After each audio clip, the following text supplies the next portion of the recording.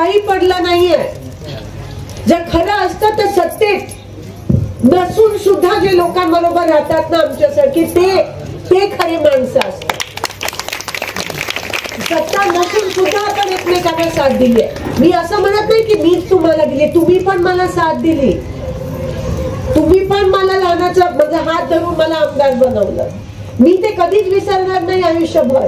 मी काय म्हणाली, माझं राजकारण सत्तेसाठी नाही आहे. मला त्याच्यात काही रसच नाही आहे की कोणाची नगर परिषद आणि कोणाची ग्रामपंचायत.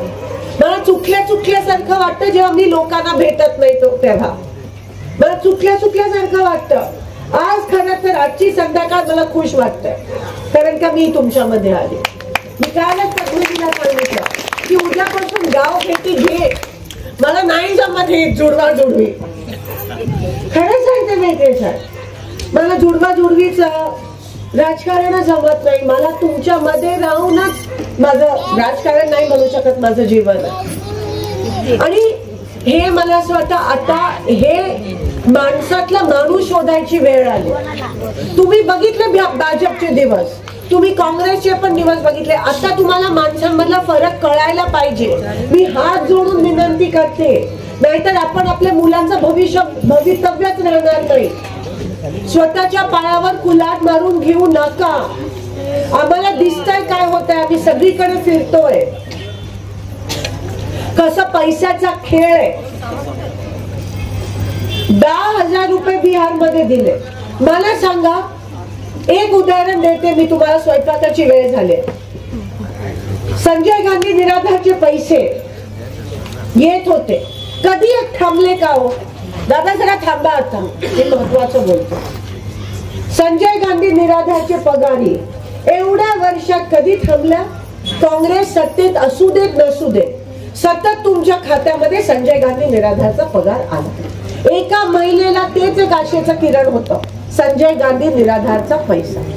काँग्रेस सत्तेत असू देत नसू देत, दोन गोष्टी याच्यातून आहेत. लाडकी बहीण चे पैसे हे लोक सत्तेत आले आणि पैसे थांबले.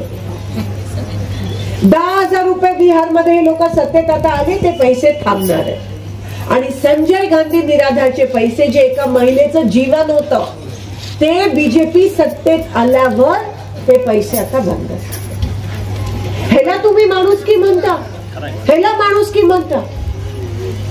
आज अतिवृष्टीमध्ये तुमच्या इथे पण घरात पाणी गेलं, झाले का कोणाचे पंचनामे?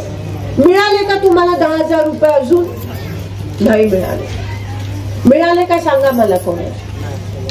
किती वर्ष बीजेपी सत्तेत? 10 वर्ष. एवढंच जर ह्याला करायचं होतं तर इकडे धडाधड पैसे द्यायला पाहिजे होते. कोल्हापूरच आहे, त्यांची सत्ता आहे ना, दिल्ली पासून गल्लीपर्यंत त्यांची सत्ता आहे.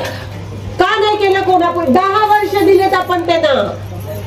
आम्ही 5 वर्षात ते करून दाखवलं जेव्हा आमची सत्ता होती. 10 वर्ष यांनी काही करून दिलं नाही आणि परत त्यांना तुम्ही 5 वर्ष दिली. हा फरक आहे. आणि हे मला सांगणं गरजेचं वाटतं, सत्तेसाठी नाही पण अस्तित्वासाठी, तुमच्या भविष्यासाठी. भरकटून जाऊ नका व्हॉट्सअप युनिव्हर्सिटीवर. 4 दिन की चांदनी फिर अंधेरी रात. पैशासाठी हा सगळा खेळ चाललाय, तुमच्या सुख दुःखासाठी नाही. मला पण वाटलेलं हे करतील, पण जेव्हा काल परवा आम्हाला हे चित्र स्पष्ट झालं ना, कापत होते महापालिकेचे अधिकारी, कापत होते की प्रत्येक कॉन्ट्रॅक्टर ह्या लोकांनी मॅनेज करून पैसे खायला नेमलाय आणि म्हणून तुमचे पैसे थांबवले. एवढं वाईट मी मान्य करते, काँग्रेसने काही जणांनी केलं असेल, पण एवढ्या खालच्या गलिच्छ पातळीला येऊन कधीच नाही. तुमच्या जीवावर तर कधीच नाही. एकमेकांचे पाय खेचले असतील, पण लोकांच्या तुम्ही बघता, हेमवतीजींना बघता, चेतन भावना बघता, श्रीदेवी गाणा, बेटेला गाणा, इतक्या वर्ष तुम्ही या सगळ्यांना बघताय. कधी तुम्हाला सोडून गेले नाही कोणी सत्तेसाठी, कधी पैसे कमावले नाही लोकांच्या जीवावर. आणि हे बघून मला वाईट वाटतं. म्हणून मी एवढीच आज मी हे काम करते. मी तुम्हाला सोडून कधीच गेली नाही, जाणार पण नाही.